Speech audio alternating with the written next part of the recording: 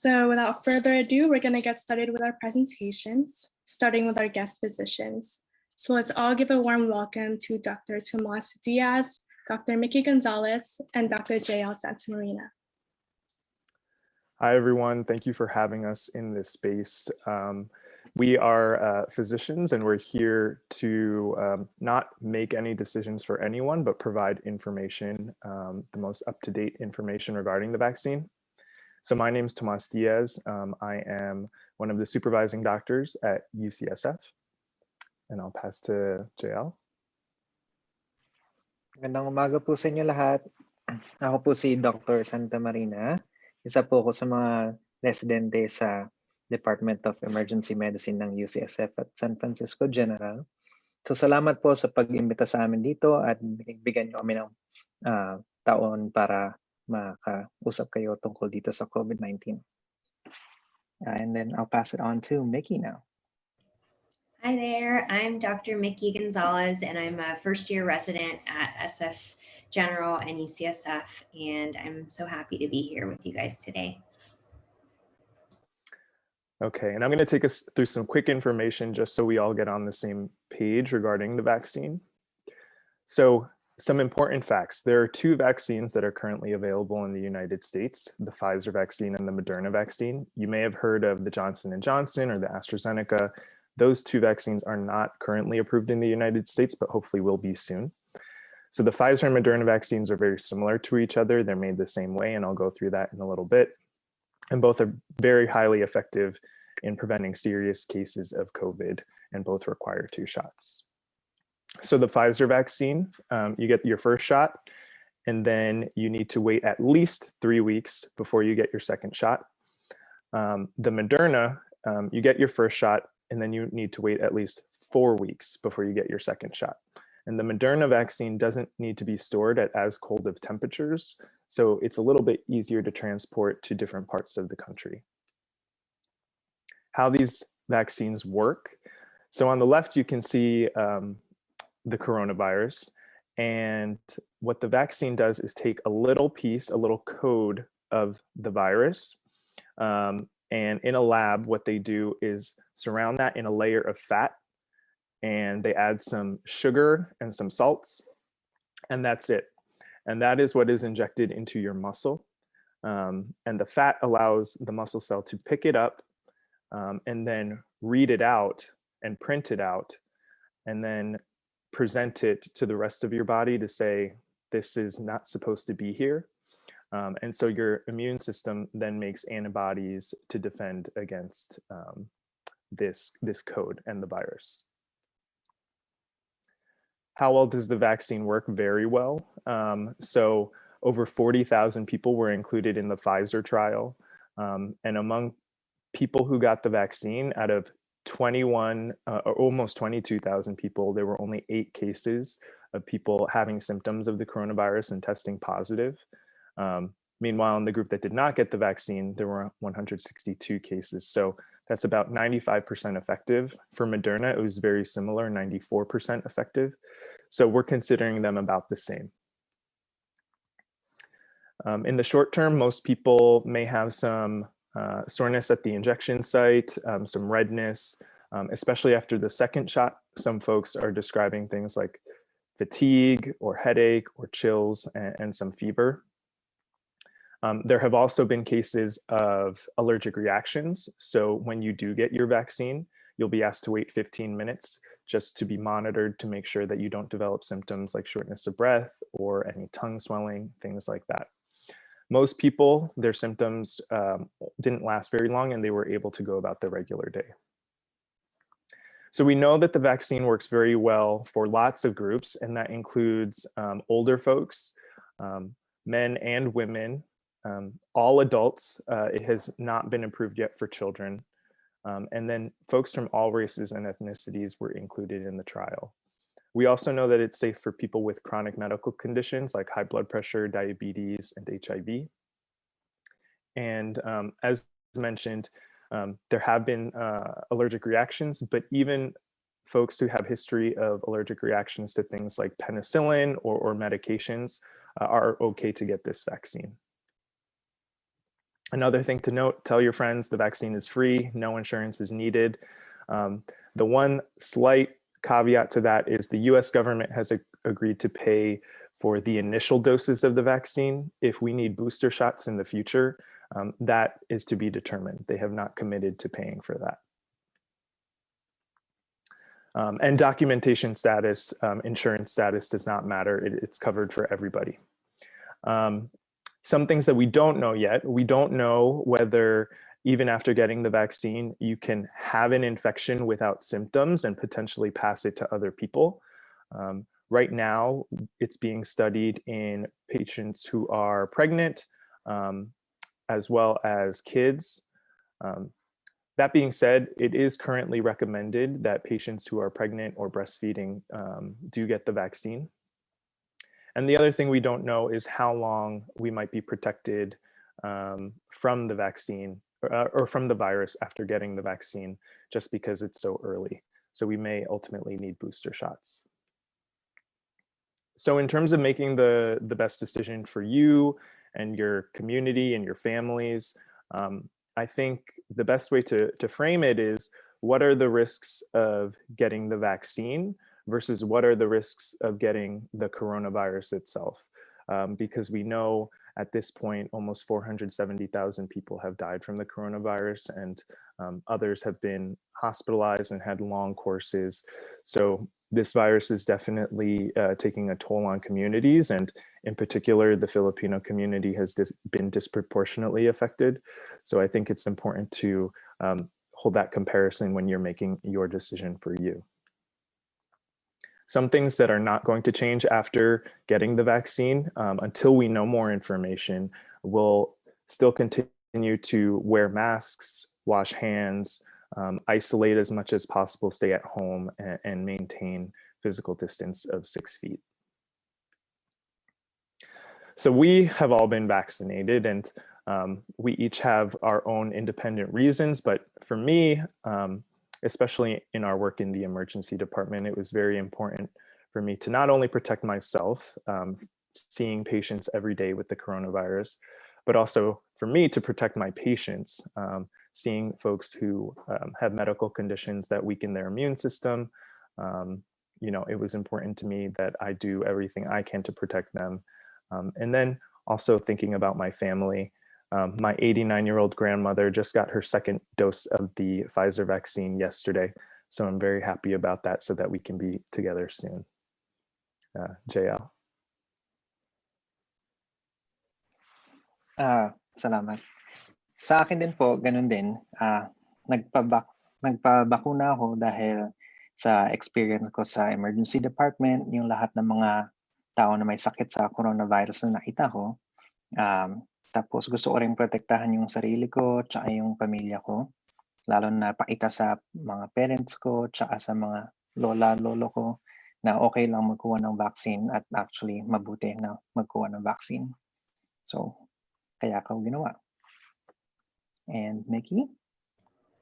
And similar to both of them, I also got the vaccine to protect my patients. You know, we see lots of patients with all kinds of health issues, and we also take care of many COVID patients. And so I wanted to make sure that as someone who's seeing all people, I want to protect them from the virus. And also seeing my family, my family members have health conditions like high blood pressure and high cholesterol. And I want to make sure when I see them that I'm also protecting them. I'm looking forward to when my family can also get the vaccine so that they can be protected as well. So thank you, and we look forward to answering your questions in a bit. Before we go into the Q&A, we're actually going to go ahead and do a quick interview with one of our community members, Ms. Almira Lagundi. Ms. Almira has been a part of the SOMA community, and she's been very active in helping people on their Zoom, getting them access to these webinars, and also helping translate for a lot of our community programs. So she's actually the third person to be vaccinated at the Moscone Center. And so she's here today to talk to us about her experience. Almira, do you want to talk about a little bit about just introduce yourself, please. Okay. Okay, magandang umaga sa inyong lahat. Ako si Elmira Lagundi. Ako ang unang pangatlo ko sa taong nakakuha ng vaccine sa Moscone Center. Nung una, I'm not very eager to get the vaccine because para sa akin, para yan sa mga frontliners at saka sa mga ibang mga tao na may trabaho na nawalan dahil sa COVID. So kailangan nila ng protection. Pero noong February 2nd, nakita ko sa aming nag-email ang Pfizer sa akin na para lang sa mga 65 and above yung pwedeng mabigyan ng injection. So nag-email ako sa akin doktor, tinanong ko, sabi ko sa kanila, I'm 76 years old, so I'm eligible to be vaccinated. So sumagot ng doktor ko, sabi niya, okay, I will let you know.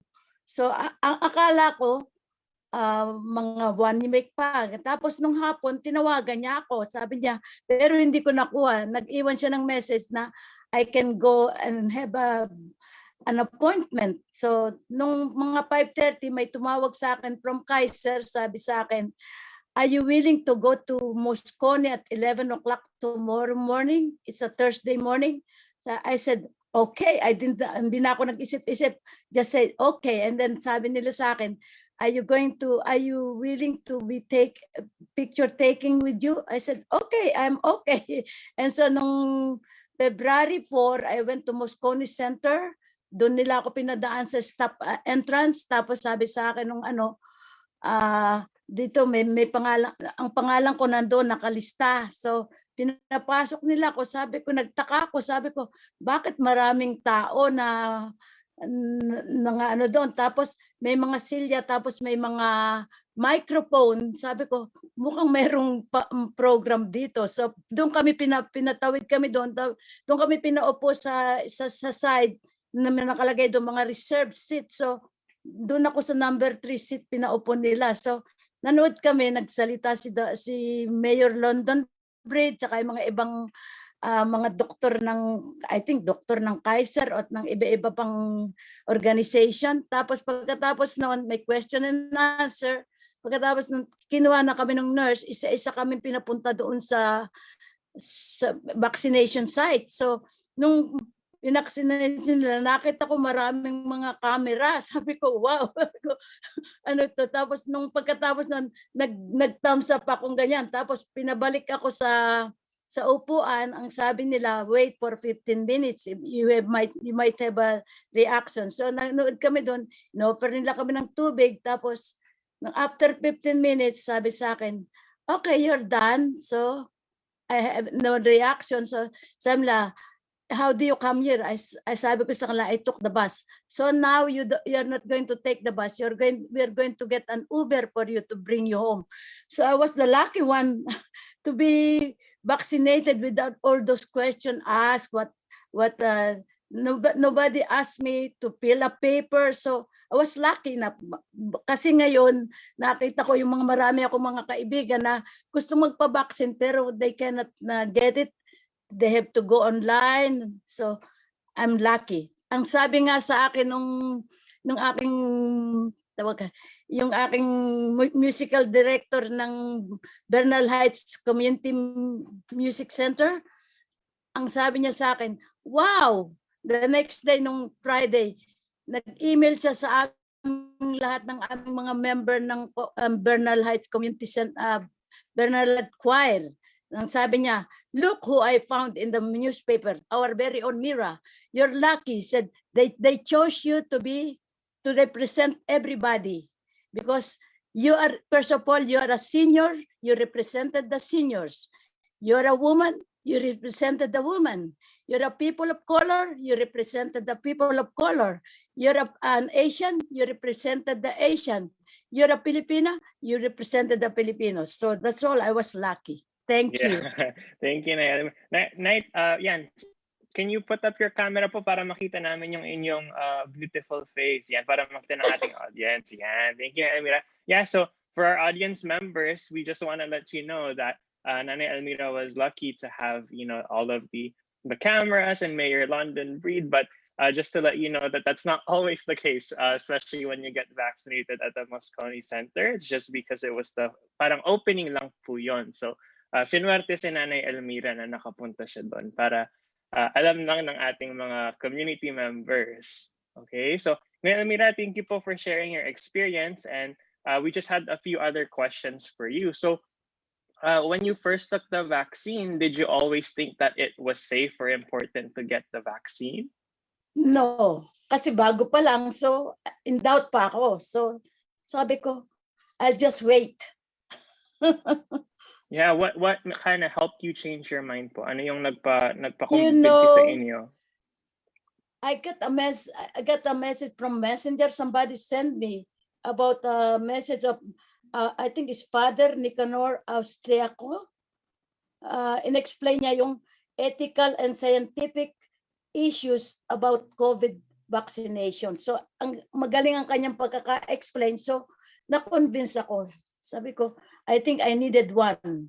Because kung naghintay pa ako, baka kung hindi ko in-accept yung offer sa akin, baka ngayon maghahanap pa ako kung saan ako magpapabaksin. So, I was lucky. Oh, okay. Yeah, so for our audience members po, what we'll do is kukunin namin yung link na yon from Nanay Elmira, and then lalagay po namin sa chat para mapanood ninyo. So I think the video is from their priests in the Philippines, so you can get more information. Pero just be aware po na some of the information only is applicable to the Philippines. Halimbawa, yung vaccine doon ay hindi pa libre, pero dito sa United States ay libre na. Pero they provide a lot of insight about yung mga ethical concerns ng vaccine. Kung gusto niyo yun mapanood, galing sa ating mga pare sa Pilipinas. Okay? Tapos na last question po. So you mentioned na minonitor nga kayo ng mga doktor in case you had allergic reaction to the vaccine. Good thing wala naman po. After ng inyong pag-vaccine, naka-feel po ba kayo ng ibang side effects? No, nung first day, parang sore lang dito sa injection site. Pero nitong maybe 2 days ago, I feel like I'm sleepy. That's all. Yeah, Pero okay naman. Wala namang side effect. Thank you po, Nanay Elmira. Yeah, so the side effects may vary from person to person, but for Nanay Elmira, she was also lucky because she didn't get too many side effects, as she mentioned. Okay, Nay, before we end po, do you have any last advice for any of our community members that are watching today? Yeah, lahat tayo kailangang magpabaksin para matapos na itong mga takot natin na magkaroon ng COVID-19 na alis na yung mga namamatay na para makatulong tayo hindi na tayo matatakot na lumabas dahil makakakuha tayo ng COVID-19. So, kailangan natin magkaisa na magpabaksin tayong lahat. Yeah, thank you po, Nanay Elmira. So for everyone, we want to make sure that we have all of the different perspectives from the doctors, from students, and from community members to help you make the best informed decision about whether or not you want to get or you should get the vaccine. So we now want to move on to the question and answer portion. Thank you, Nanay Elmira, for joining us today.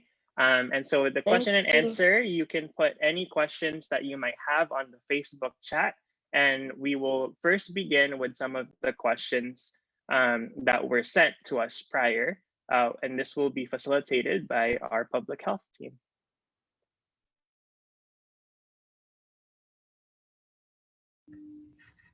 Okay, so the first question is, how long until the person who is infected with COVID will be non-contagious? Is 10 days enough to clear the virus? I can't get my video back on, but this is Dr. Gonzalez, and I want to let you guys know that after being infected with the COVID virus, you no longer need to isolate if it's been 10 days since you first had symptoms, and if you've not had any fevers for 24 hours or more without using any medication to help reduce your fever. And as long as your symptoms, your COVID symptoms like shortness of breath or cough are improving, that's also a time that you may not need to isolate. The other thing is some folks who get the COVID virus may no longer be contagious, but they may still have some side effects like shortness of breath and fatigue for months after actually the infectious period, but those folks are not contagious. Okay, great. Thank you. The next question. I Go forgot ahead. for the last question about if you got COVID in the past month, is the vaccine still effective?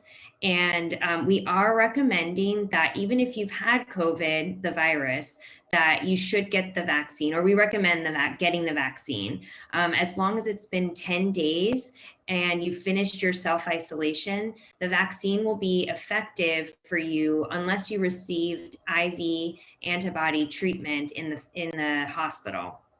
The only thing is right now, we don't know how long the vaccine will provide protection, but our hope is that it's going to be longer than if you acquired the virus and got sick, and your body will also produce antibodies to the virus itself. But we're thinking that the vaccine is actually going to provide longer protection against COVID infections in the future, because there have been cases where people have gotten COVID for a second time.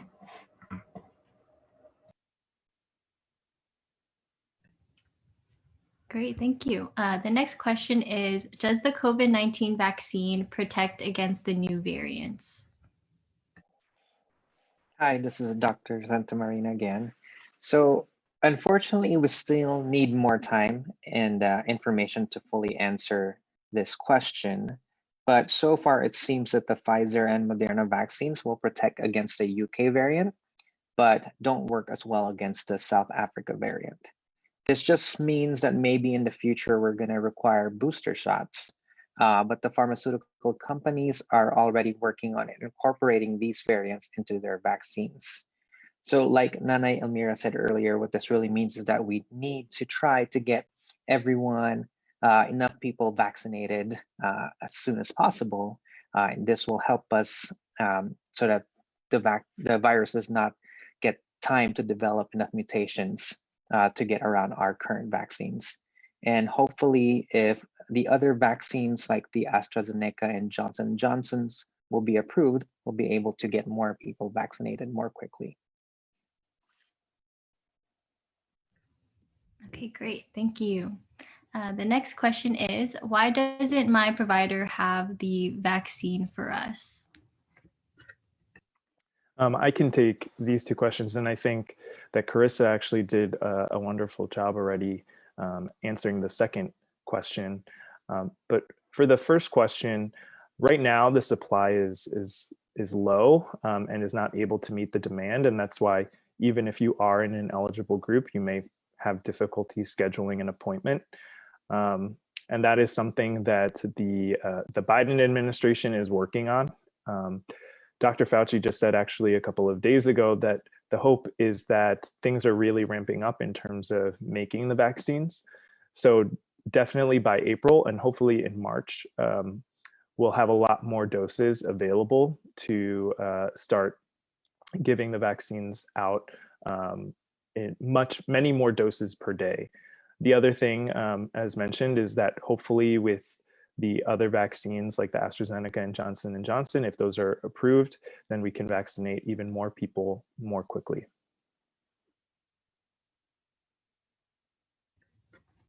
Okay, great. The next question is, for people with complicated past medical history, including those that have allergies to antibiotics and those that have gone through procedures due to life-threatening diagnoses like cancer and are taking medication, will the vaccine cause further complications?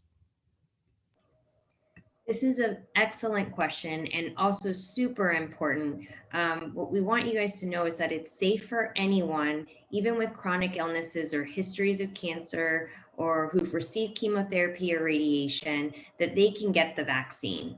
It will not interfere with any medications. And for patients who are currently on these therapies that weaken their immune system, like chemotherapy for cancer or medication for lupus, it's still safe to get the vaccine. However, because our immune system is weakened, you may not have as strong as a response to the vaccine and build up as many antibodies. But the vaccine should still provide some protection, and that's important. This protection is better than no protection, especially given that these folks already have weakened immune systems, and so they're at higher risks of getting COVID and getting very sick. So we really want to protect those folks.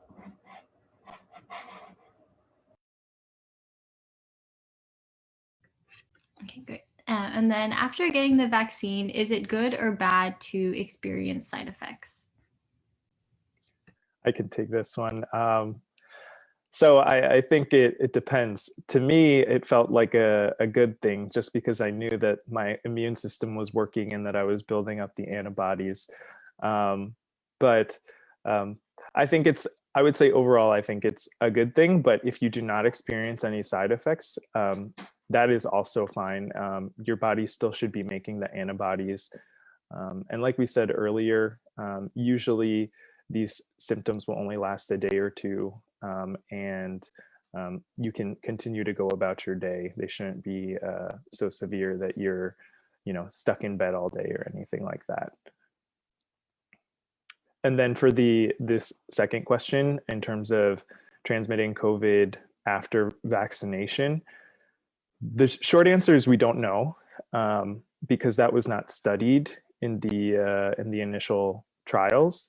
And so that's why the recommendations are, even after you get the vaccine, to continue wearing a mask and maintaining distance. That being said, we're starting to get that information, and it looks like the transmission goes down by a lot after you get vaccinated.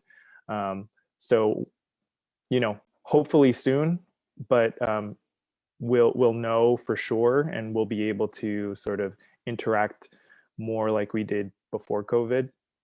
But for now, we'll have to wait until we get the okay from the CDC and health officials.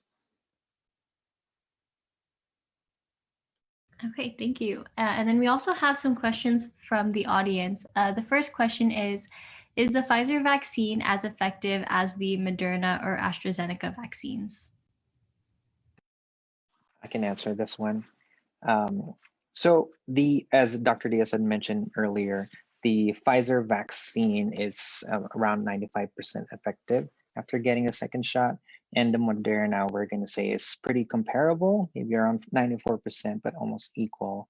The Johnson & Johnson is about 76%. And Dr. Diaz can correct me on this one, but I believe the AstraZeneca is about 63%. The advantage of the Johnson & Johnson is that you'd only need one shot. Yeah, and if you need me to repeat this in Tagalog, just let me know, okay? Okay, great.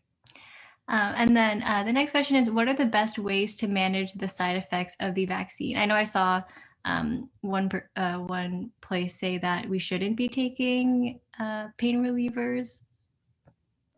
I can take this question. So we don't recommend people taking pain relievers before. So like Tylenol and Advil, we say, take those after you've had symptoms, after you've received the vaccine. And so just like any other, since the symptoms are kind of similar to any viral illness, like a cold, you might feel kind of achy, you might feel tired. I think just like those moments when you're sick, it's good to take care of yourself, rest, drink lots of fluids, and take Tylenol or Advil as needed to help kind of reduce some of those symptoms. And in a few days, you should feel kind of back to your normal self. But it's okay to rest and take good care of yourself during that time as well. The one thing I'll just add to that is you shouldn't take those things before the vaccine to try to avoid symptoms, because you do want to have the immune response. Okay, thank you. The next one is the COVID vaccine, I know you touched on this a little bit, but is the COVID vaccine safe for people who've had a bad allergic reaction to the flu vaccine? This person has a friend who had asthma and allergies to different foods, and that person had developed meningitis from the flu vaccine. So I can take this, and yes, so the COVID vaccine is safe for people who have had a history of bad allergic reactions, including people who need an EpiPen. If you carry around an EpiPen, you're still okay to get the COVID vaccine. Specifically for the flu vaccine, what causes severe allergies is usually related to egg because the flu vaccine is actually made in like chicken yolks. But this vaccine, like I said, is really just the code for the virus, the layer of fat, some sugar, and some salts. And so the only allergy that is that we tell people that they should not get the COVID vaccine is a very rare allergy to what's called polyethylene glycol, which is it's in that fat layer. It's also called PEG or PEG. It's a very rare thing. And so you probably wouldn't know if you have that allergy. But having those other allergies doesn't mean that you're more likely to have this allergy. And that's why they've built in the 15-minute window to watch people. Because if you do have an allergic reaction, we know how to treat that. And there have been no deaths. There have been people who have had severe allergic reactions, but none of them have died. We've been able to treat them, and they've been able to, return home and live their lives. Okay, thank you. That's good to know. And the next question actually from Nana Elmira is it true that getting the side effects makes us build more immunity?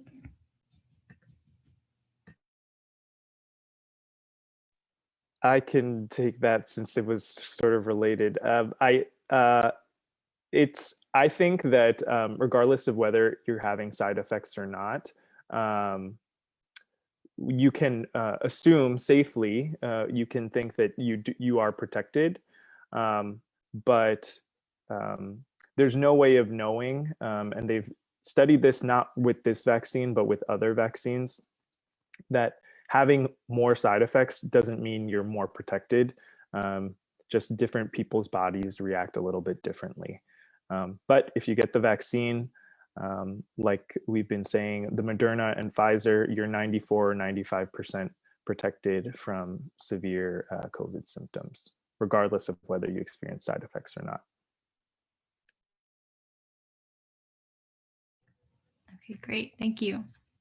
And then another question is, what is a booster shot? Should I expect similar side effects from a booster shot that are known in the original vaccine?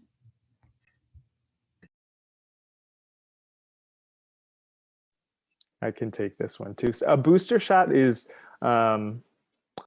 sometimes they rework the vaccine in order to address some changes and mutations that happen. So viruses naturally make mutations as time passes. And that's why, like for the flu shot, we need to get a dose every year. They sort of reconfigure and readjust all of the what's included in the vaccine. And so the same may be true for COVID to account for different variants and different mutations that the virus ultimately makes. During a pandemic, like we're in right now, those mutations happen very, very quickly. And that's why we're seeing all of these variants happen and come about in what seems like a short amount of time. But once we get down to more calm levels of the virus, those mutations should happen much more slowly. So what we're hoping is that even though we're seeing a lot of variants right now, and we may need a booster, say within the next 5 years. Hopefully, once the cases are down, hopefully the protection will last much longer and we won't need boosters as frequently.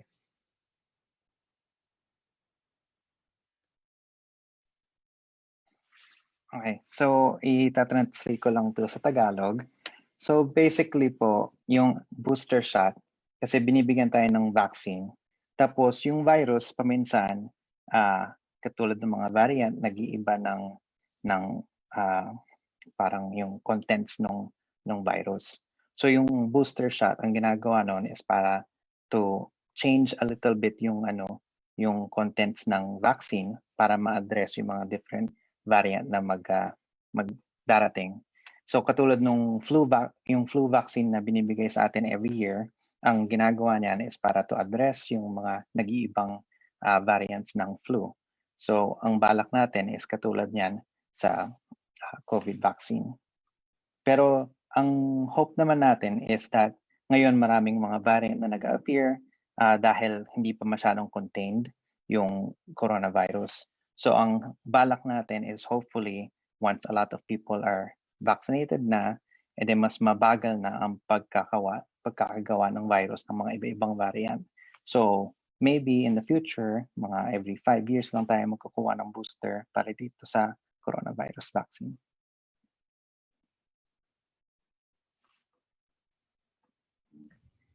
Okay, thank you so much. That looks like that is the end of our questions. Thank you so much, doctors, for coming in today and answering our questions. I know that we appreciate it and that you have definitely alleviated some of our concerns about the vaccine. So thank you so much for your time. Thank you for having us in this space. Maraming salamat. Thank you.